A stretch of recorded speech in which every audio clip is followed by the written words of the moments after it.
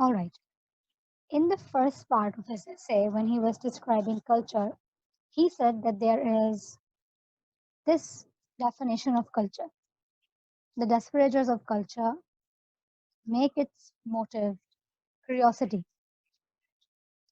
And he describes that in English culture, curiosity is not a negative or positive word, but it has somewhat negative connotation.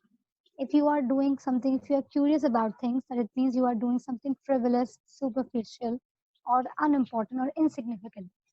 But he says that the word curiosity is not used in English sense all around the world. When people say that culture's motive is curiosity, actually they are talking about intellectual curiosity. And that intellectual curiosity includes a curiosity about learning things. First definition he has given about culture is that it is a scientific passion for pure knowledge. That is how he has explained culture in his first paragraph.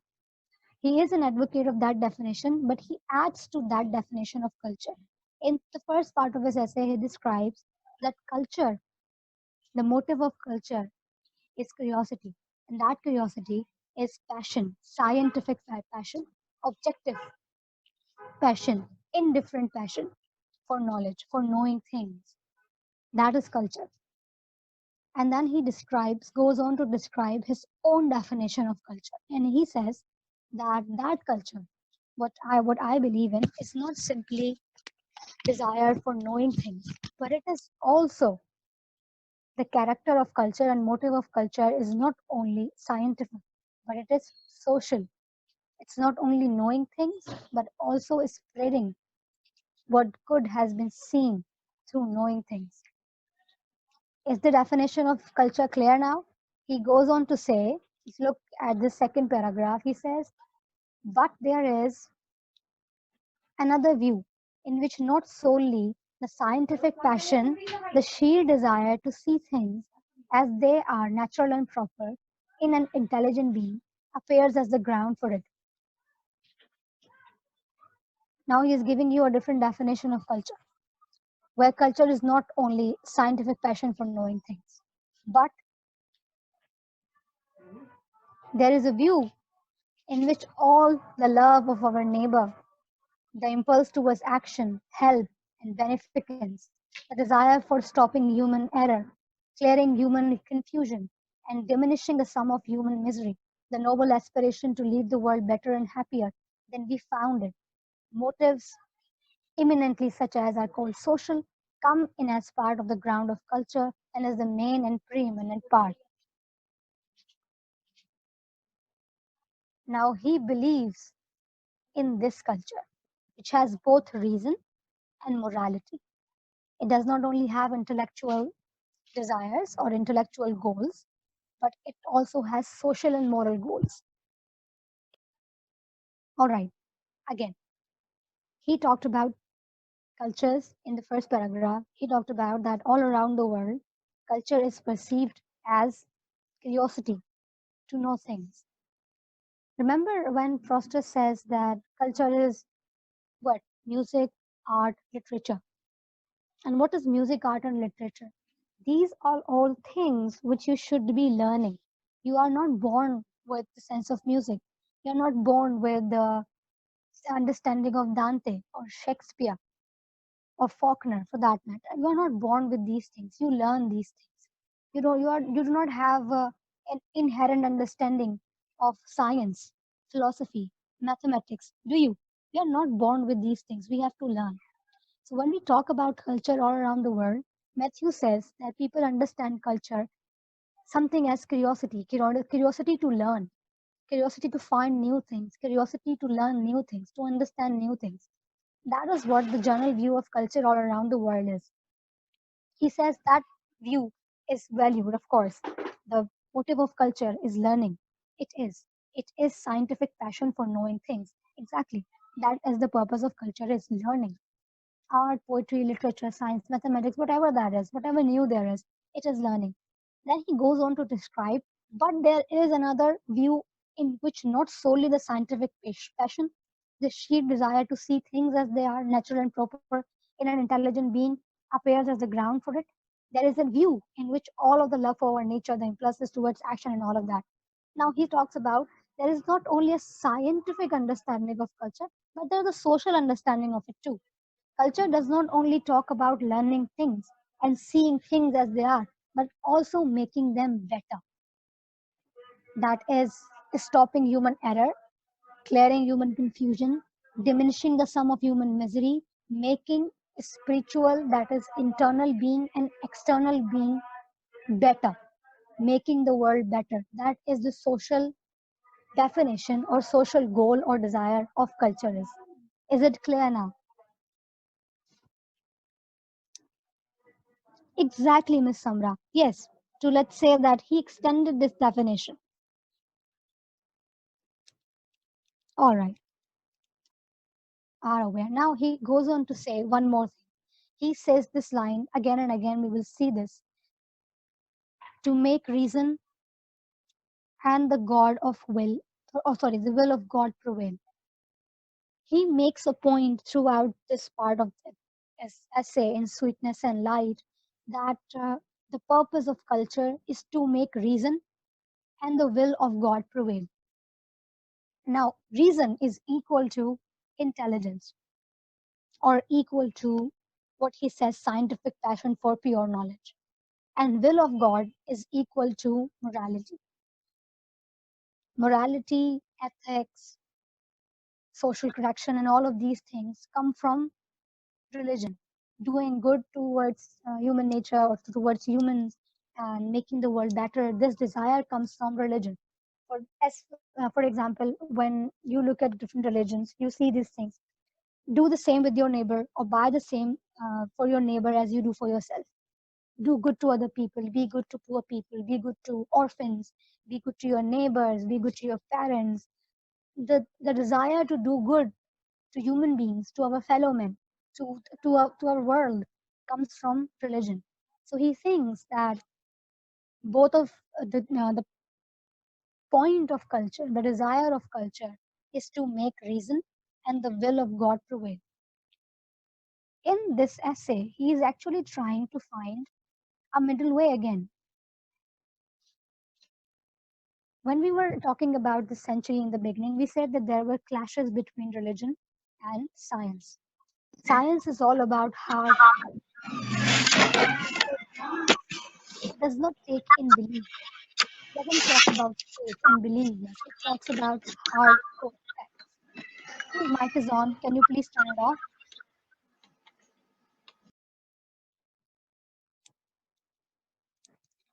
Alim, that is what he is actually prescribing. He's not saying that when he says culture, his definition is actually quite comprehensive.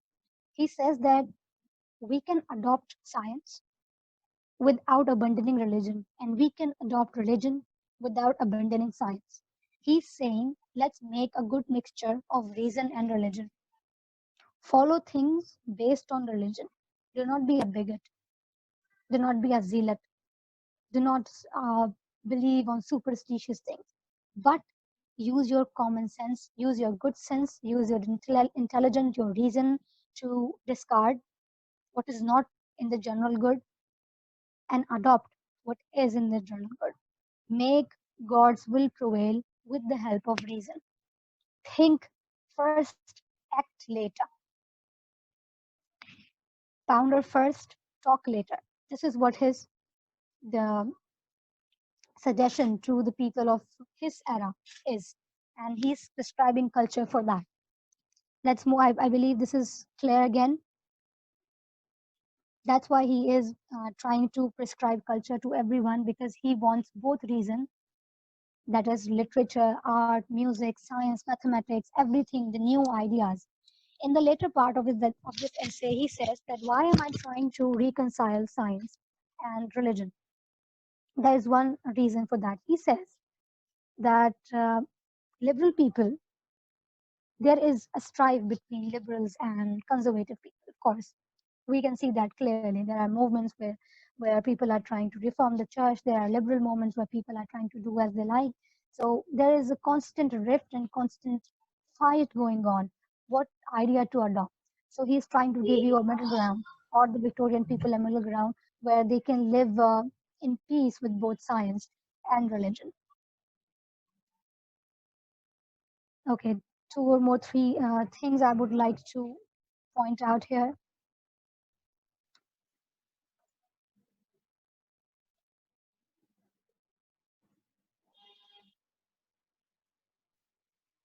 Okay, I could not, yes. See, there he says, look at these lines.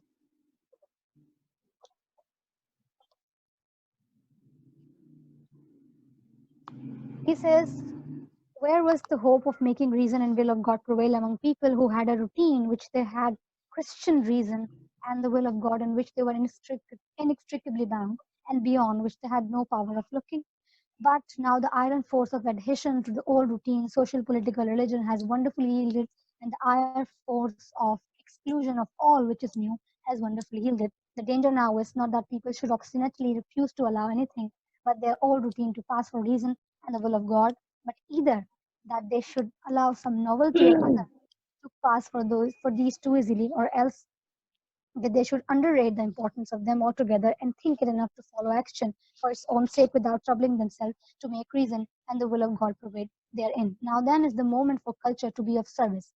Culture which believes in making reason and the will of God prevail, believes in perfection, is the steady of pursuit of perfection, is no longer debarred by the rigid invincible exclusion of whatever is new from getting acceptance for its idea simply because they are new. Again, what I explained to you people earlier, that how he is trying to reconcile both religion and science. The people who are religious, they obstinately refuse science. They say, no, anything new that is coming in because it's new, just because it's new, it is not worthy of attention, it is not worthy of following, it is not worthy of accepting, because they have this dogmatic belief in religion and they believe in this routine of social, political, and religious. But finally, that cocoon of staying in our own shell is finally beginning to crack, and people are welcoming the new ideas. But when they are welcoming the new ideas, they're rejecting religion and just trying to go with the flow, and that is not again true, that is not again correct. So he says that culture will be of very much service here. It will give us a middle way because it will not only make reason, it will make people to stop and think before acting, and then it will also help people to prevail God's will. That is, do good things. That is, do charitable things. That is, do good to the nation or good to the people. Understood? This confused nation, this mayhem, how culture can help to get out of this mayhem and make reason and God's will prevail. How he has found the way to be both scientific and religious at the same time. And it is no surprise that even after a century, we are not century, yes, let's say a century exactly. It was in 1869 that this essay was written, and we are still facing this dilemma of people confused about being religious and about being smart and intelligent. It is a common belief in today's world that a person who is smart enough, let's say, has an IQ of 150 or has read enough books, will be believing in religion. It has become a popular opinion that the people who are intelligent, even Richard Dawkins, I do not know if you people know Richard Dawkins. Any idea who Richard Dawkins is? Some people might know him. Okay. Mr. Rahman, any idea?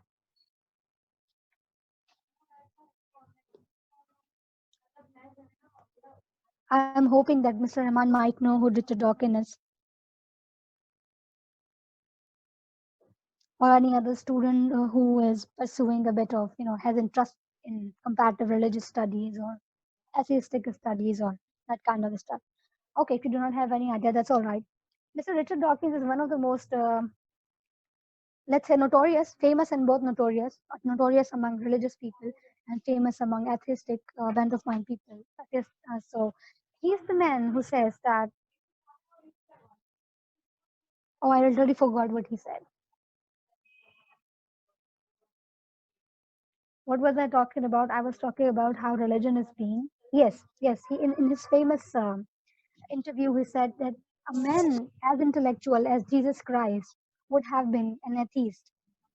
So it is a common notion going around the world that intellectual people these days, because they are intellectual, they will not be buying into some stupid notions that stupid by the standard they are setting, some stupid notions or things the religion is prevailing. So this is a common belief these days. This is what scared Mr. Arnold. He says intellect does not mean that you abandon religion, that you abandon the good spirit of helping people and making the world better, but it is to reconcile with it and making the world better. So this is what he was liberalism. That was he was afraid of, and that's how he's, let's say, attacking and giving a more plausible way of going about the world and understanding things. Then he goes on to describe several things, and what is more important in this part of the essay is now that he goes on to make his argument that how religion and how culture can be a perfect way of taking coming out of this Nihami chaos. And then he says that human perfection is our goal. The goal of culture is harmonious perfection. When he says harmonious perfection, he means that making a human being both internally and externally happy, is spiritually and materially happy. As Mr. Rahman in our last class was constantly saying that this is the culture is more about in spiritual uplifting and also reconciling with the material world. This is what he means again when we are going to remember when we were reading that novel, um, How to Be Filthy Rich in Rising Asia. The restlessness our hero or our protagonist felt after making a lot of money, he could not find peace anywhere. He died alone. And we can well say that he was just dreaming that he was with the beautiful girl and the pretty girl. So that restlessness which comes with material things, that feeling of incompleteness or unfulfillingness that comes with material things is a problematic thing for Mr. Arnold. He says that we have to strike a balance between our spiritual world and our material world. Let's do not put our blind faith in machinery and liberalism and individualism and freedom, but let's find a common ground where all of us can grow equally, where all of us as a society can move forward towards a great path where some people are not going ahead and some people are not lagging behind, but a way where everybody is holding hands and going towards a better future, a better way. That's what he keeps on describing. And then let's talk about one thing that is one of the most important point in this essay is sweetness in light. Now, when he describes culture and he gives two meanings of culture, that means a scientific motive of it and the social motive of it. He says that culture is quite like sweetness and light. In his next essay, he says that sweetness is beauty and light is intelligence. Now, this part you can read later, but what is more important to explain is this part. Arnold finds sincere and genuine connection between culture and the idea of sweetness and light. His ideal man of culture is a Greek man called Euphues. Now, who is Euphues? He believes that, okay, I'm having a lot of messages. Let's check first what you people are saying. Yes, exactly. Yes, exactly, Mr. Alam. That was his point. All of his point was because we will talk about why he thought that culture is a perfect way. His second essay is all about how liberalism and freedom, blind faith in freedom and liberalism and individualism is taking our nation down the hill. So that's why he is giving the idea of culture and sweetness and light. So he believes that sweetness in life is quite close to culture. And why does he think that? He thinks direct inspiration when he says that sweetness is beauty and light is intelligence. Can you people, when Mr. Arnold says that culture is the study of perfection, as Mr. Atazas pointed it out, so in his view of culture, culture is what? Reason and goodness. Let's say in very crude term that according to him, culture is what? Being intelligent and being good. So beauty is what? Where does beauty comes? Sweetness is prevailing beauty, becoming beautiful to other people, seeing beauty in the world. So it is a part of being a cultured person. And he says that intelligence comes from literature. Intelligence comes from, when he says, see, the direct inspiration for men to desire for perfection comes from religion. This part religion is sweetness. Sweetness comes from religion, and goodness comes from religion. So there is a connection between goodness and sweetness. Goodness, sweetness, and religion. Arnold called religion the voice of deepest of human experience. All the voices of human experience are available in art, science, poetry, philosophy, and history, which is a man of true culture listens with a distinguished attention. All the above fields make men perfect internally. Sweetness comes there internally when you become a sweet person, moral person, good person, religious person. Sweetness, beauty, religious, moral, internally peaceful, is spiritually uplifted. That's what beauty and sweetness for him is.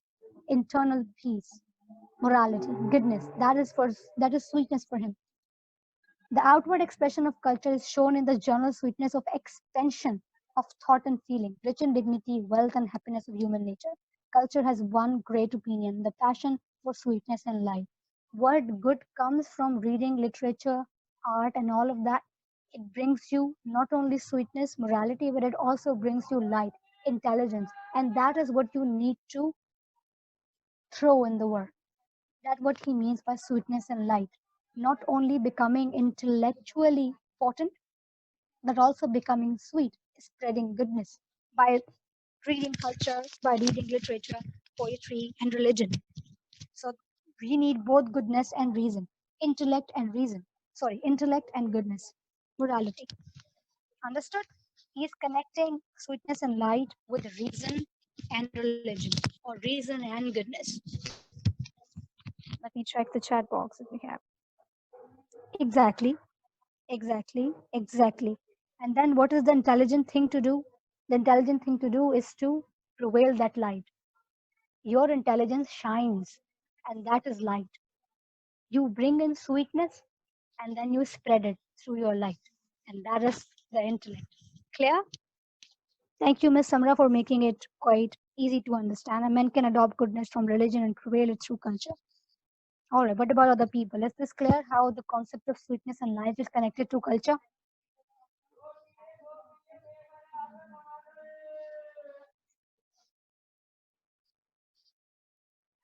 All right, what about the gentleman? All right, all right, all right, Mr. Azaz. If still you want to read the essay, you can go ahead with it. Reading exactly sweetness and goodness, yes. Then in the end, to make things better, he gives you a very famous, his quotation is quite famous there. The honeybee quotation, if you want to say it, or if you want to assume in that manner, in the end, he says this. Let's go to the end of this essay, and he says,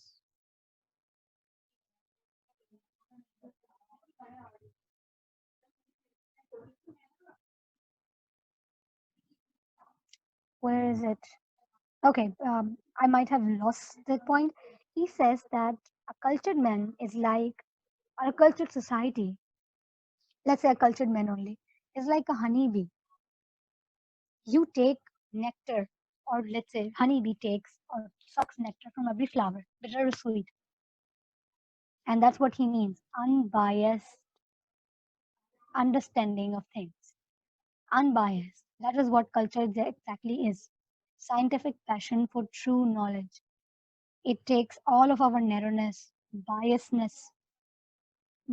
of mind, everything away. You are a cultured person, you will look into every culture, every book, everything, and then you will find good points from there and you will prevail it. Like a honeybee who suck every flower and then make sweet nectar out of it. A cultured man is like a honeybee. He is unbiased, drinks from every well, take nectar from every flower, and then make honey.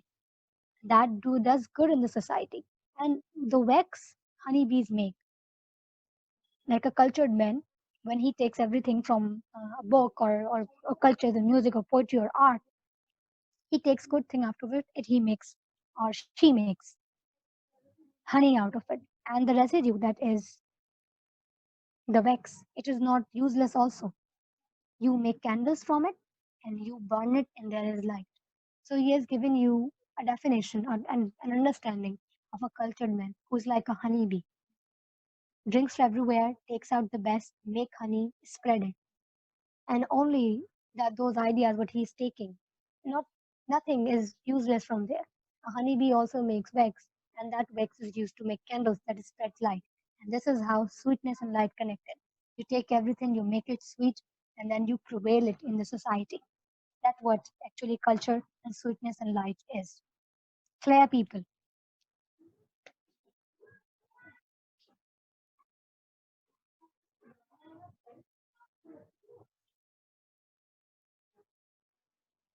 Exactly.